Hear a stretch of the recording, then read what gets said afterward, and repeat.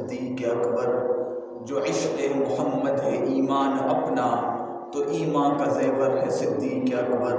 مجھے موذی سانپوں سے کیا خوف آئے، میرے دل کے اندر ہے صدیق اکبر۔ صدیق کی صداقت سے چمن میں پھول کھلتے ہیں، صدیق کی صداقت سے چمن میں پھول کھلتے ہیں، انہی کے نقش قدم سے اصول بنتے ہیں۔ تو صداقت کی منزل مجھ سے مت پوچھ، انہی کے گھر سے تو دولہا رسول بنتے ہیں۔ انتہائی واجب الاحترام میرے قابل صد احترام مکرم معزز دوستوں اور بزرگوں، سیدنا صدیق اکبر رضی اللہ تعالی عنہ میرے آقا محمد مصطفیٰ احمد مصطفیٰ صلی اللہ علیہ وآلہ وسلم کے دوست،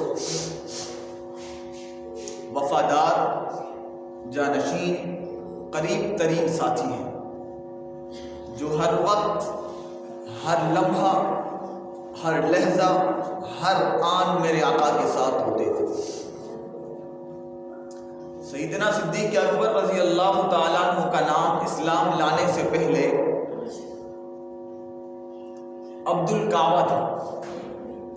اسلام لانے کے بعد میرے آقا محمد مصطفیٰ صلی اللہ علیہ وآلہ وسلم نے آپ کا نام عبداللہ رکھا، یعنی اللہ کا بندہ۔ لیکن دنیا والے آپ کو ابو بکر اور صدیق سے زیادہ یاد کرتے ہیں۔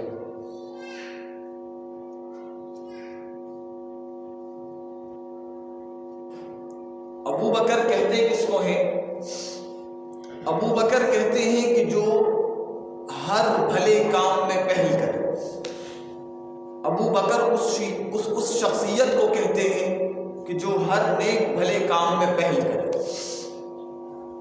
سیدنا صدیق اکبر رضی اللہ تعالی عنہ اسلام لانے کے بعد انہوں نے اسلام کا ساتھ دیا، میرے آقا کا ساتھ دیا، قدم قدم پر انہوں نے شریعت کے مطابق، اسلام کے مطابق، حضور صلی اللہ علیہ وآلہ وسلم کے فرمانات کے مطابق زندگی گزاری۔ اس دنیا میں میرے آقا محمد مصطفیٰ صلی اللہ علیہ وآلہ وسلم کے بعد اگر کوئی شخصیت افضل ہے، عرفہ ہے، اعلیٰ ہے تو وہ سیدنا صدیق اکبر رضی اللہ تعالیٰ عنہ کی ذات بابرکت ہے۔ افضل البشر بعد الانبیاء ابو بکر، انبیاء کے بعد اگر کسی کا سب سے بڑا رتبہ، مقام، عزت، بلندی اگر کسی شخصیت کو ہے تو وہ سیدنا صدیق اکبر رضی اللہ تعالیٰ عنہ کی شخصیت ہے۔ میرے آقا حضور نبی کریم صلی اللہ علیہ وآلہ وسلم نے فرمایا کہ مجھے اور اسلام کو سب سے زیادہ فائدہ ابو بکر کے مال نے پہنچایا۔ ایک مرتبہ جبریل امین تشریف لائے میرے آقا حضور نبی کریم صلی اللہ علیہ وآلہ وسلم کے پاس تشریف لائے اور ایک کنارے پر کھڑے ہوئے، ایک جگہ کے کنارے پر کھڑے ہوئے تو وہاں سے سیدنا صدیق اکبر رضی اللہ تعالیٰ عنہ گزرے تو جبرائیل امین نے عرض کیا کہ اے اللہ کے حضور، یہ تو ابو قحافہ کے بیٹے ہیں، یہ تو ابو قحافہ کے بیٹے یعنی ابو بکر ہیں۔ تو اللہ کے حضور صلی اللہ علیہ وآلہ وسلم نے عرض کیا کہ اے جبریل، تم ابو قحافہ کے بیٹے ابو بکر کو کیسے جانتے ہو؟ تو جبریل امین عرض کرتے ہیں کہ میری جان قربان ہو اس ذات پر جس نے آپ کو نبی برحق بنا کر بھیجا ہے، زمین سے زیادہ آسمانوں پر شہرت کا حامل ہے ابو بکر، اور زمین پر تو اس کو ابو بکر کے نام سے یاد کیا جاتا ہے، ابو بکر کہہ کر یاد کیا جاتا ہے، لیکن آسمانوں میں سیدنا صدیق اکبر رضی اللہ تعالیٰ عنہ کو حلیم کے نام سے یاد کیا جاتا ہے۔ حلیم کہتے ہیں حوصلہ مند انسان۔ تو زمین سے زیادہ آسمانوں پر ابو بکر کی شہرت ہے، یہ وہ شخصیت ہے میرے دوست۔ اور کئی ساری چیزوں میں سیدنا سیدنا صدیق اکبر رضی اللہ تعالیٰ عنہ میرے آقا کے مشابہ تھے. میرے آقا حضور نبی کریم صلی اللہ علیہ وسلم کی وفات 63 سال کی عمر میں ہوئی. سیدنا صدیق اکبر رضی اللہ تعالیٰ عنہ کی وفات بھی 63 سال کی عمر میں ہوئی. میرے آقا حضور نبی کریم صلی اللہ علیہ وسلم کی وفات بروز پیر کے دن ہوئی. سیدنا صدیق اکبر رضی اللہ تعالیٰ عنہ کی وفات بھی بروز پیر کے دن ہوئی. محبت تو دیکھیے نا, کس طرح کی محبت ہے, دنیا میں کیسے محبت کی میرے آقا کے ساتھ سیدنا صدیق اکبر رضی اللہ تعالیٰ عنہ. میرے آقا حضور نبی کریم صلی اللہ علیہ وآلہ وسلم کو کھانے میں زہر دیا گیا, سیدنا صدیق اکبر رضی اللہ تعالیٰ عنہ کو بھی کھانے میں زہر دیا گیا. یہ اس طرح سے کافی مشابہت ہے حضور صلی اللہ علیہ وسلم کے ساتھ ہے سیدنا صدیق اکبر رضی اللہ تعالیٰ عنہ, کیونکہ جس سے جتنی محبت ہوتی ہے بندہ اسی کے طریقے کے مطابق ڈھلتا چلا جاتا ہے. اب سیدنا صدیق اکبر رضی اللہ تعالیٰ عنہ کو میرے آقا سے محبت تھی, پیار تھا, دل لگی تھی, تو مختلف چیزوں میں وہ میرے آقا کے مشابہ تھے. حضور نبی کریم صلی اللہ علیہ وآلہ وسلم کے داماد عشرہ مبشرہ میں شامل ہیں, اور سیدنا صدیق اکبر رضی اللہ تعالیٰ عنہ کے داماد بھی عشرہ مبشرہ میں شامل ہیں. اب عشرہ مبشرہ کون ہیں؟ وہ 10 شخصیات ہیں جن کے بارے میں حضور صلی اللہ علیہ وسلم نے دنیا میں ہی خوشخبری دی. وہ 10 شخصیات, ان 10 شخصیات میں حضور صلی اللہ علیہ وسلم کے داماد بھی شامل ہیں, سیدنا صدیق اکبر رضی اللہ تعالیٰ کے داماد بھی شامل ہیں. غار ثور کا واقعہ بہت مشہور واقعہ. مفتی عبد الواحد قریشی صاحب کہتے ہیں کہ ہمارے علاقے میں ایک شخص تھا, وہ صحابہ کے بارے میں مطلب اتنا خاص کوئی وہ نہیں رکھتا تھا, جتنی اہمیت ہوتی ہے بندے کے دل میں اتنی خاص مطلب کوئی وہ نہیں رکھتا تھا. لیکن جب وہ بندہ گیا غار ثور پہ, جب وہ غار ثور پہ گیا تو جب واپس آیا اپنے علاقے میں, مفتی صاحب کے سامنے ہاتھ جوڑ کر کہنے لگا, مفتی صاحب میرے گواہ بن جاؤ. مفتی صاحب نے کہا کیا بات ہے, خیر تو ہے؟ تو وہ کہنے لگا کہ میں صحابہ کے بارے میں اور سیدنا صدیق اکبر رضی اللہ تعالیٰ عنہ کے بارے میں تو میں آپ کو گواہ بناتا ہوں. مفتی صاحب آپ میرا گواہ بن جانا کہ آئندہ کے بعد میں نبی کے صحابہ یا سیدنا صدیق اکبر رضی اللہ تعالیٰ عنہ کو کچھ بھی نہیں کہوں گا. مفتی صاحب نے کہا کیا ہوا, خیر تو ہے؟ بولا جب میں نے غار ثور کی بلندی دیکھی اور میں غار ثور پر چڑھتا چلا گیا تو میرے سانس پر سانس پھولنے لگے, تو مجھے اس وقت پتا چلا کہ جو سیدنا صدیق اکبر رضی اللہ تعالیٰ عنہ ہوئے وہ حضور نبی کریم صلی اللہ علیہ وسلم کے ساتھ کبھی غلط نہیں ہو سکتے. وہ بندہ کبھی غلط نہیں ہو سکتا جو اتنی بلند چوٹی پر حضور نبی کریم صلی اللہ علیہ وسلم کو کندھوں پر اٹھا کر لے گئے, وہ کیسے غلط ہو سکتا ہے؟ بولا سیدنا صدیق اکبر رضی اللہ تعالیٰ غلط نہیں ہو سکتے. مفتی صاحب میرے گواہ ہوں. تو غار ثور کو دیکھ کر توبہ کر گیا بندہ, اس کی بلندی دیکھی. آج کل تو راستے بن گئے, لیکن پہلے تو راستے بھی نہیں بنے ہوئے تھے. وہ میرے آقا کو کندھوں پہ اٹھا کے غار ثور لے گئے. غار والی رات جب حضور نبی کریم صلی اللہ علیہ وآلہ وسلم حضرت سیدنا صدیق اکبر رضی اللہ تعالیٰ کے گھر تشریف لائے, اب لوگوں کی امانتیں حضور صلی اللہ علیہ وسلم کے پاس ہیں. امانتیں کس کو دی؟ حضرت علی رضی اللہ تعالیٰ کے حوالے کر دی امانتیں. اور اپنے ساتھ کس کو لے گئے؟ سیدنا صدیق اکبر رضی اللہ تعالیٰ عنہ. حضور نبی کریم صلی اللہ علیہ وآلہ وسلم نے اپنا مصلی امامت کس کو دیا؟ سیدنا صدیق اکبر رضی اللہ تعالیٰ. مرو ابا بکر فلیصلی بالناس, ابو بکر کو حکم دو کہ نماز پڑھے. حالانکہ دوسرے صحابہ موجود تھے, حضرت علی رضی اللہ تعالیٰ موجود تھے, لیکن میرے آقا نے حکم دیا کہ مرو ابا بکر فلیصلی بالناس. صحابہ بھی ہمارے, اہل بیت بھی ہمارے. اللہ رب العزت نے میرے آقا کو دین دیا. آقا نے کس کو دیا؟ صحابہ کو دیا. جبرائیل امین حضور کو دیتے چلے گئے. حضور صحابہ دیتے چلے گئے. قرآن نازل ہوا 23 سال کی مدت میں نازل ہوا. جبرائیل امین حضور کو دیتے گئے, حضور محفوظ کرتے گئے اور صحابہ کو دیتے گئے. دین محفوظ ہو گیا صحابہ کے اندر. جب دین مکمل ہو گیا تو میرے رب کا اعلان آیا, الیوم اکملت لکم دینکم واتممت علیکم نعمتی ورضیت لکم الاسلام دینا. دین مکمل ہو گیا. صحابہ نے دین کو محفوظ کر لیا. جب دین محفوظ ہو گیا,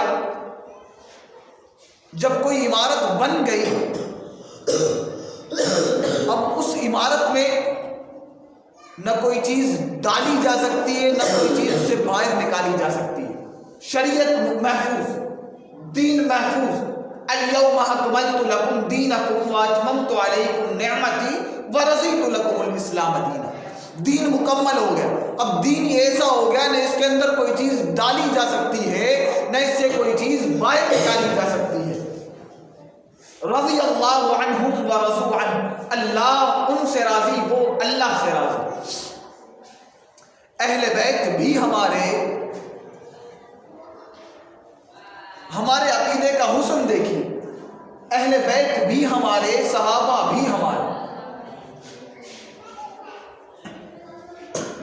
صدیق بھی ہمارا, علی بھی ہمارا, صحابہ بھی ہمارے, اہل بیت بھی ہمارے.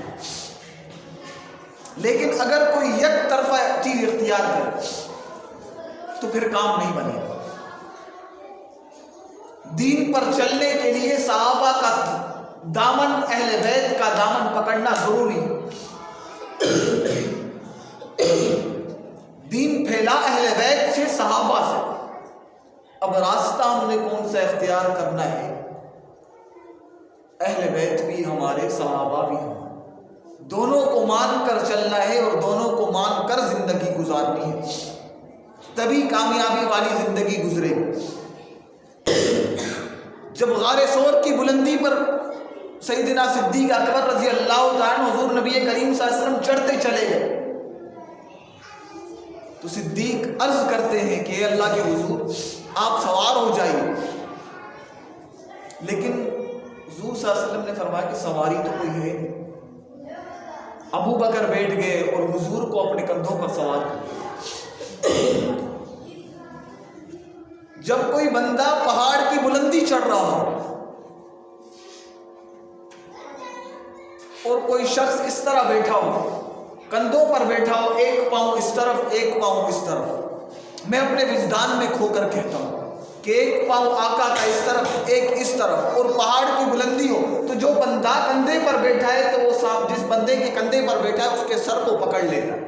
اب صدیق کا سر کس کے ہاتھوں میں؟ حضور نبی کریم صلی اللہ علیہ وسلم کے ہاتھوں میں. اگر میں اپنے لفظوں میں کہوں کہ صدیق کی عقل, صدیق کا دماغ میرے آقا کے ہاتھوں میں. اب جو عقل, جو دماغ حضور نبی کریم صلی اللہ علیہ وسلم کے ہاتھوں میں ہو تو جو میرے آقا چاہیں گے صدیق وہی بولیں گے, جو میرے آقا فرمائیں گے صدیق وہی کہیں گے.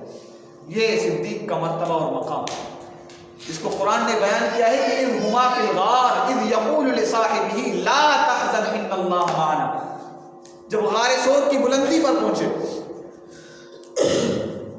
تو صدیق کہتے ہیں آقا پھر جائیے, میں ذرا غار کا معائنہ کر کے آؤں. صدیق اندر گئے, غار کی صفائی کی, پھر آقا کو اندر بلایا, جتنے سوراخ تھے سب سوراخوں کو بند کر لیا, لیکن کچھ کہتے ہیں کہ ایک سوراخ باقی رہ گیا یا 2 سوراخ باقی رہ گئے. صدیق نے دونوں اپنے پاؤں سے ان سوراخوں کو بھی بند کر لیا. اب گھر میں نبی کے بستر پر کون آرام فرما ہے؟ حضرت علی رضی اللہ تعالیٰ عنہ. اور صدیق کے پہلو میں کون آرام فرما ہے؟ حضور نبی کریم صلی اللہ علیہ وسلم. اہل بیت بھی ہمارے, صحابہ بھی ہمارے, علی بھی ہمارا, ابو بکر بھی ہمارا. یک طرفہ بات چلے گی نہیں. محبت دیکھیے, پیار دیکھیے, حسن دیکھیے. علی بھی ہمارے, ابو بکر بھی ہمارا. کوئی صرف علی علی کرے ایمان کامل نہیں ہو سکتا. ابو بکر کو ماننا، عمر کو ماننا، عثمان کو ماننا، علی کو ماننا، اہل بیت کو ماننا، حضرت معاویہ رضی اللہ تعالیٰ عنہ کو ماننا بھی ضروری ہے۔ ایمان کامل نہیں ہو سکتا۔ تو میں عرض کر رہا تھا غار ثور میں پہنچے، سب کو بند کر لیا، آقا اندر تشریف لائیے، اپنے پہلو کو بستر بنایا اور آقا کو سلایا۔ کون شخصیت جو بچپن سے لے کر بڑھاپے تک، جو شروع سے لے کر آخر تک، جو اسٹارٹ سے لے کر اینڈ تک میرے آقا کے ساتھ ہو، کیا وہ شخص غلط ہو سکتا ہے؟ ہو نہیں سکتا، سوال ہی پیدا نہیں ہوتا۔ اتنی بات نہیں ہے کہ وفات تک حضور کے ساتھ ہے، وفات کے بعد بھی آج بھی جا کے روزے میں دیکھو ابو بکر عمر میرے آقا کے ساتھ، کہو نا سبحان اللہ۔ یہ ہے صحابہ میرے دوست۔ تو اہل بیت بھی ہمارے، صحابہ بھی ہمارے۔ حضور کے بعد اس دنیا میں اگر کوئی شخصیت اعلیٰ کردار کے حامل ہے تو سب سے پہلے سیدنا صدیق اکبر ہے، ان کے بعد سیدنا عمر فاروق ہے، ان کے بعد حضرت عثمان ذی النورین ہے، ان کے بعد حضرت علی المرتضیٰ رضی اللہ تعالی عنہن ہے۔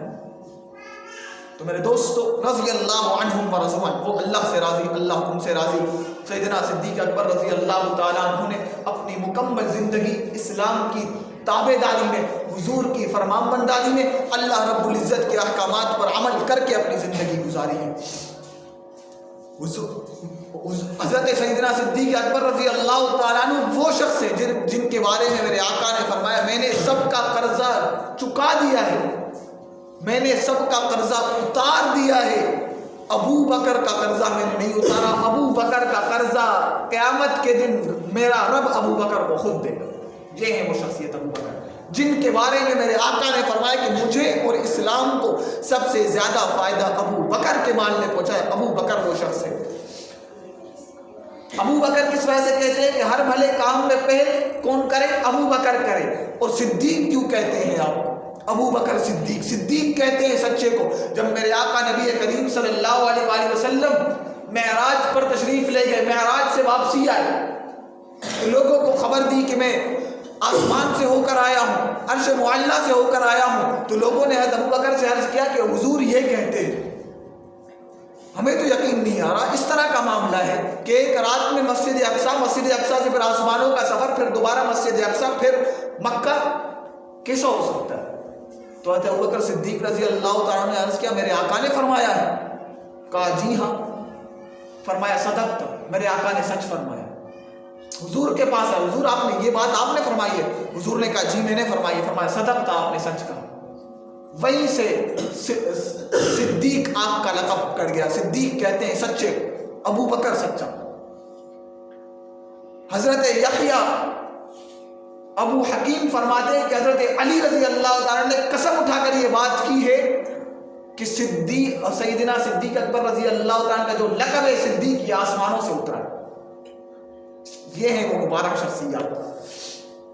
قسم اٹھا کر حضرت علی رضی اللہ تعالیٰ نے یہ بات کی ہے کہ صدیق کا لقب آسمان سے اترا ہے ابو بکر کے لیے۔